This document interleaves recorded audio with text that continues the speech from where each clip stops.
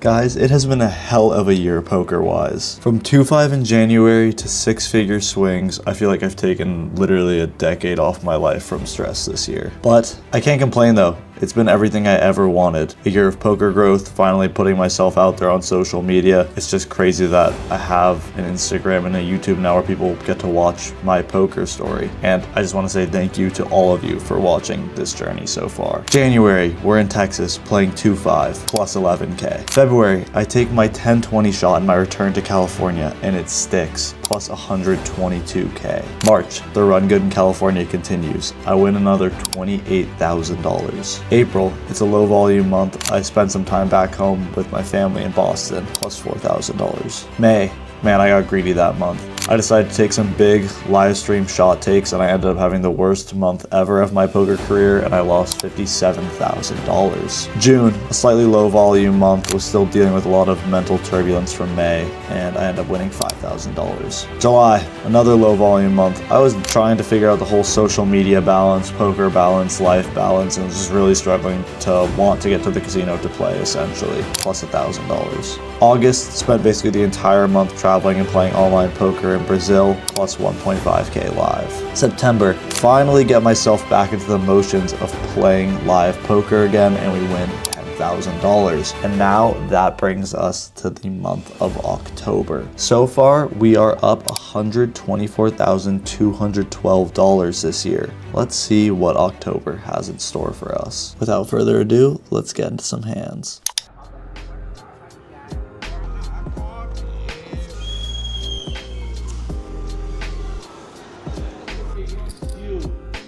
I just played my A game for 30 minutes, waited for 6 hours, played 30 minutes, lost $500. What a life.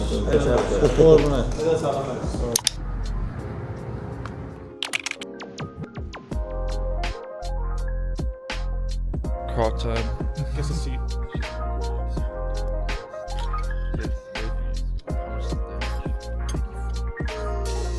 I had a horrible. I'm gonna lose.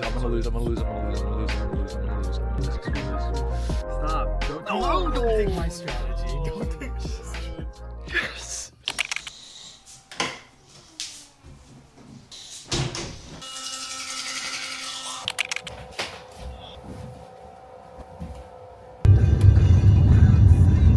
Alright guys, we're back at Bay 101. Woke up at 12:30 today. I'm exhausted. Did not sleep well after eating Denny's at 6 a.m. Number like 5 on the list again, man. If I have to wait that long again, I'm gonna f***ing freak out. Hopefully I can get in. Hopefully I can record some hands. And yeah, I'll see you guys in there, but I'm gonna stick it out and play some 10-20 today. Okay guys, in this first hand we are playing 2-3-5-20-40. Basically, it's a 10-20 game, but the whole table has just agreed to straddle. Still a $5,000 cap game. Anyway, in this hand, the button, recreational player, opens to $100, and I decide to 3-bet from the small blind with 8-9 of hearts to $400, and the button 4-bets us to $900, and I make the call. You could debate folding pre. I mean, he didn't go massive size, and me have suited hand, so me call. Anyway, we're about 4K effective to start the hand, and we go to a flop of king 7 deuce with 2 hearts. The king and 7 are hearts. I check and the button bets $500 into around 1880, and I min raise to $1,000. The thinking here is that I want to go size. It's gonna put a lot of pressure on his 4-bet bluffs. So he has them like ace queen, ace jack, ace 10, and I also just want him to call if he has a hand like queens, jacks, or 10s, so I can jam on the turn and make those hands fold, which I think they will. I could also just check rip here. Honestly, you just can't really make a mistake with a flush draw in a 4-bet pot when the SPR is this low, as long as you don't check fold. But yeah, I decided to check min raise to $1,000, and the button, much to my demise, decides to go all in for $3,000, and I have to call for another $2,000, and we're just getting the price to put the money in always. So I make the call, and we decide to run it one time in this $8,000 pot. One time, dealer, one time. And the turn's a 9, so we turn a pair in a flush draw, and the river is is another 9. So I river trips. He rolls over ace king, not that surprised, and I show my trips and he looks at me like I am a disgusting whale. In fairness, that's kind of how that hand played out. I do feel like a disgusting whale showing my trips, but we scoop this $8,000 pot. I really can't wait to read the chat pros in the comments for this hand. These young kids raising flush draws and 4-bet pots and then putting in the money in when the off guy obviously has ace king, aces or kings. I mean, honestly, you probably wouldn't be wrong, but we got there. So yeah, leave a comment on how you think I played this hand. In this next hand, we're still playing 20-40 and we're about 4.5k effective. The button, a recreational fun player, likes to get in there, pretty passive. Honestly, overall, opens to $120. Ryan, a professional, flats the small blind, and I call from the straddle with ace jack offsuit. We go to a flop of jack 7-5 with 2 clubs, and it checks to the button, who bets $160. The small blind gets out of the way, and I decide to call. The turn is now the jack of diamonds, giving us trips, and I think if you don't lead the turn here for a fairly large size versus recreationals, you are making a mistake just because they are going to underbluff the turn, and you're going to be playing a smaller pot on the river with a very strong hand. So I decide to lead for $400, and the button makes the call. The river is the ace of clubs, bringing in the front door flush, but giving us a full house. I think there's only one decision here with our hand, and it's to go all in. So I jam, and the button thinks for about 10 seconds, and then flicks in the call with king 7 of clubs for the second nut flush. Kind of a disgusting cooler for him, but we end up scooping this $9,000 pot. We're back to playing 20-40 now, around 5k effective. I open the cutoff to $120 with pocket threes, and the button, who's a regular, 3 bets to $400, and I make the call. Going to a flop now, it's around 800 in the middle, and it's 10-8-4 rainbow, and I check, and he pretty quickly knuckles it back. Now we see a turn 4. I think there's some merit to just small betting a lot here, just attacking what I assume is a range that's comprised a little bit too much of hands like ace queen, ace jack, ace king, king queen, just a lot of these 2 overhands that just still have a lot of equity versus us, and I just don't think are going to start bluffing the turn very often. But in game, I do decide to check, and he checks it back. And now we go to a river queen of diamonds, and I decide to go for a bet of $100 with pretty devious intentions if he does decide to put in the raise. But I think the nice thing about betting this size is that it just puts a hand like ace king or ace jack in a miserable spot, and some players are just going to be afraid to re-raise when they have a queen here, just with fear of getting jammed on. I would expect most players to raise a queen, just to be honest with you. I think it is nice to just use a small bet to put a lot of pressure on a hand like ace king or ace jack, which he might just have in full frequency in this line. So I bet $100, and the button ends up just tank calling, and we win with our pocket threes in this roughly $1,000 pot. In this next hand, we're playing 20-40, around 8.5k effective, and we see a button open to 120, and I 3-bet from the straddle to $600 with ace 10 of clubs. The button, who's a recreational player, makes the call. We go to a flop of ace 10-6 rainbow, so I flop top 2, and I decide to go for a bet of $900, obviously on the larger size, but I'm just trying to play for stacks versus this guy when he has an ace. To be honest with you, I'm literally just playing my hand exactly, and the button raises to $2,000. This is a spot where we could just shove, but if he's fucking around, I kind of just want to let him fuck around, even though he's probably not, but I can always just get the money in on the turn. I just expect him to keep betting if he has a hand like ace king when he raises, and I call. I don't think he's really going to slow down with that kind of hand, so I just decide to call. And if I do jam the flop, he might just start hero folding a hand like ace queen, whereas if I just call, turn goes check check, and then I bet the river for a large size, he might just side flick it in, putting me on a hand like king queen or king jack or something like that floated the flop with a gutter. Anyway, we go to a turn 3 of clubs now, bringing the backdoor flush draw. I check, and the button bets $3,000 now, leaving himself around another 3.5k behind, and I jam for another 3.5k, and the button makes a call. We decide to run it once, and the river's a brick, and I win this nearly 17k pot with top 2 pair, and he told us he had ace king. This next hand is a small pot, but an interesting one. We're playing 20-40, and I raise from the small blind to $120 with ace 5 of clubs, and the big blind, a recreational player, makes the call. We go to a flop of jack 7-8 rainbow, and I start off with a small bet of $100,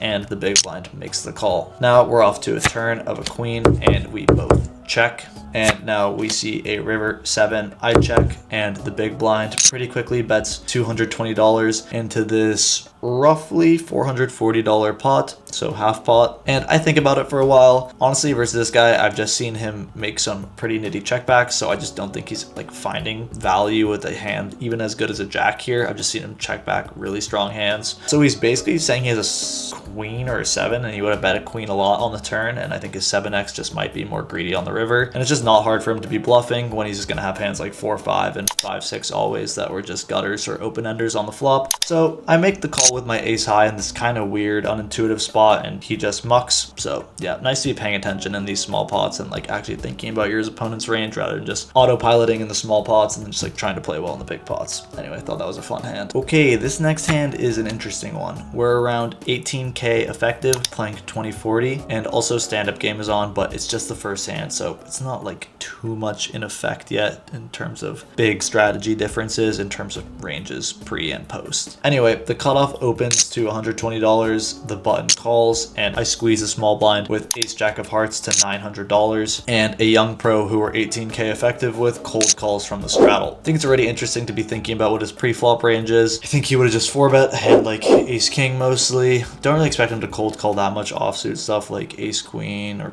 king queen or something like that. We're just so deep, those hands just play pretty miserably. So I think that leaves hands like jacks, 10s, 9s, 8s, maybe 7s, and then some like suited Broadway hands like maybe some ace queen suited, ace jack suited, king queen, king jack suited, these types of hands. So like pretty narrow, strong, decently well-defined range. But anyway, he cold calls and the other two players fold. So going to a flop with roughly $2,000 in the middle and a whole lot more behind to play for. And we see a flop of ace jack 5 with all spades, so it's just a monotone flop, and we have ace jack of hearts for top 2 pair. I think you could do some checking here, probably meant to check a ton in theory to be honest with this much money behind, but I think betting is just best given the range that I just described. I don't know that those hands are going to start bluffing the flop, and if he does have some offsuit combos of ace-x or just worse suited ace-x, I think those are just going to check back a lot too. But anyway, I start off with a small bet. I don't think the difference between small betting and checking in this spot is a really big deal. Nevertheless, I bet $400 and he makes the call. We're going to a turn now with around $2,800 in the middle, and the turn is just a stone cold deuce of clubs, just a massive brick. And I decide to check my hand. I think my hand just basically always wants to check.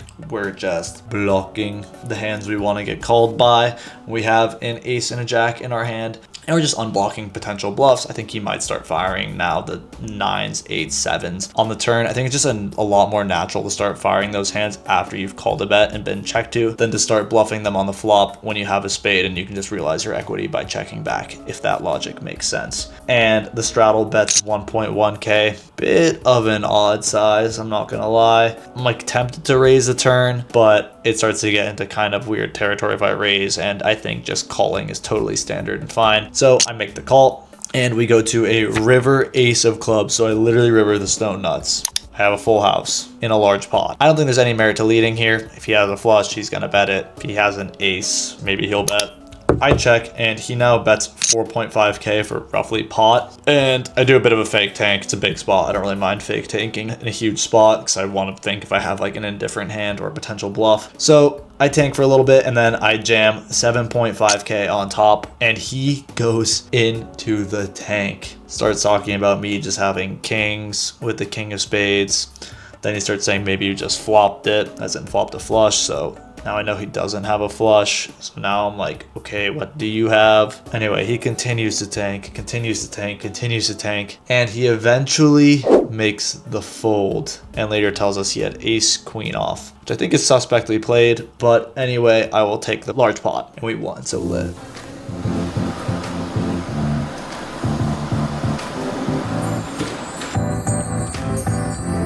Alright, so I won the most I ever have playing Deep Stack, which is my main game at Bay 101 last night. I won $28,000 first off, which was sick. But anyway, you wake up the next day and everything feels the same again. Nothing changes. Doesn't change my bankroll significantly. Not like I can play 200, 400 now. So you just wake up and do the same all over again. So now I'm gonna make my bed, clean my room, and get started with the day.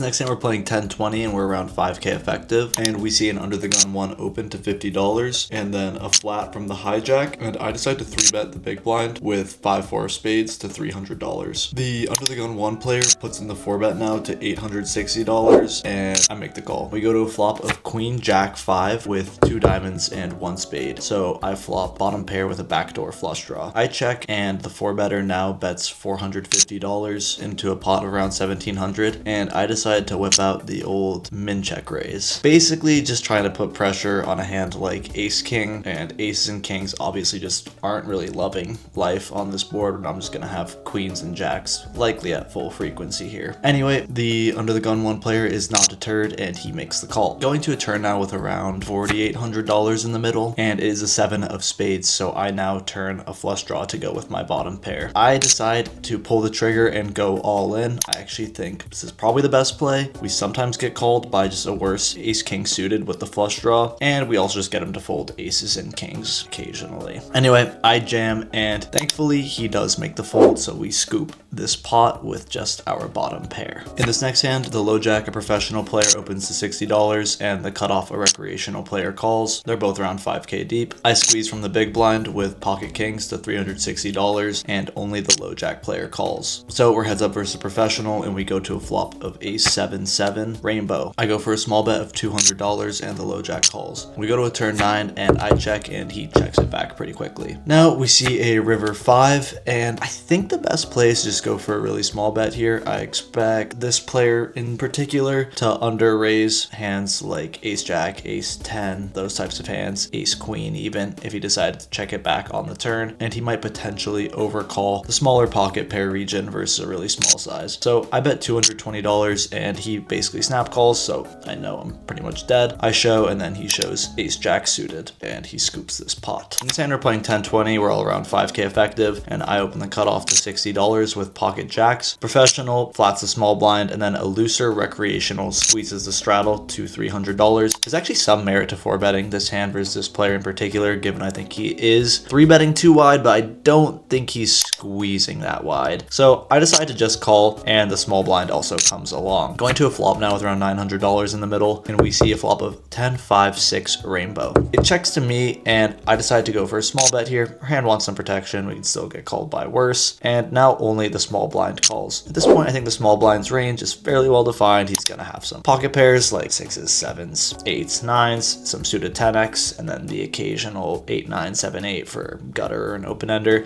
and then maybe some trap sets that he's not raising because he doesn't feel any need to raise on this very dry board. Anyway, now going to a turn with around 1500 in the middle, and it's a turn 9. So now hands like 10-9 become 2 pair, pocket 9s is a set, and 7-8 comes in. The small blind checks, and I don't know why I decided to bet here. I decided to bet $500. My thinking in game was I wanted to put pressure on hands like 7s and 8s, and also just get calls from 10x, and I just don't expect to be check raise bluffed by this player on the turn very frequently. But I think our hand is just pretty clear check at this point. I just don't think there's that much to get called by, and there's just not that much merit in reopening for $500. But nevertheless, I bet $500, and the small blind player makes the call. Now we go to a rivered 10, and he checks, and at this point I don't really beat much. I basically beat nothing, and I check it back, and he shows pocket 5s for the trap full house, and we lose this hand. I think in game I thought he was just gonna underbluff the river, so I was like, I'm just gonna bet the turn to get called by those hands that should bluff the river, but it just seems pretty thin and unnecessary, honestly, because if he does bet big on the river, I can just fold then.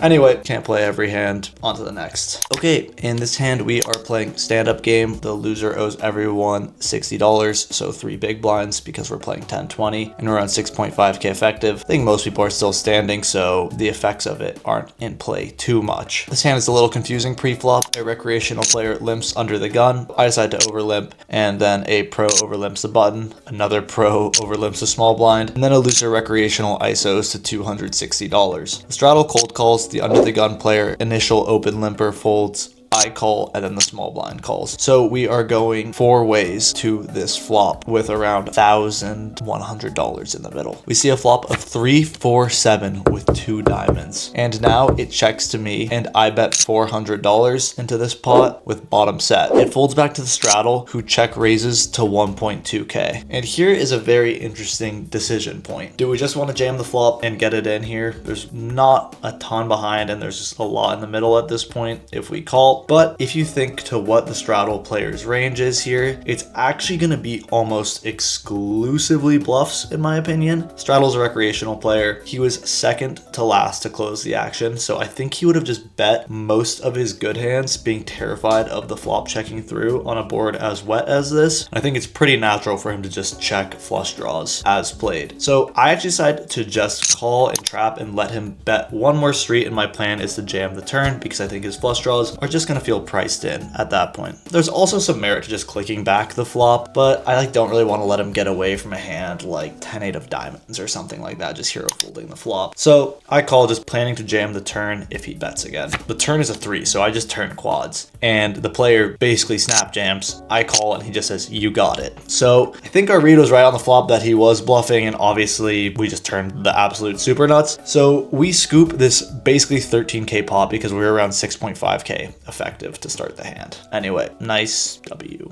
on that hand. All right, guys, you know I'm always preaching continuing to improve at your craft or whatever it is, getting coaching. I've done that before. I showed it with like the Garrett video, gotten plenty of coaching throughout my poker career. When I started doing content, I bought a course, took a ton of notes on it. It's like really the only way to get better is just be consistently trying to improve. That's how you don't plateau. I feel like I plateaued lately with my content a bit. Really feel like I haven't made like any exponential growth in a little while in my content learning. So I hired this guy named Cheetah Rajan that I found on Instagram to do a 30-minute session with me. Probably gonna book some more in the future depending on how the one today goes, but I figured I'd just film some of it and show you guys, you know, a bit of the behind the scenes of getting content coaching and kind of what running this content side of poker looks like a bit. All right, I'm about to jump on the call. First tip for these kind of calls is always show up with a list of questions. Start talking about them, ask questions about them in the beginning, then get into it pretty quick because you are paying for their time, but always come with a list of questions prepared and just try and enjoy it and learn as much as you can. I'm gonna go join the call now. What's up, brother? How we doing? Yo, dude, how's it going? I'm good, man. Can't be better. How we feeling? Good, dude, good. Thanks for jumping on this call with me.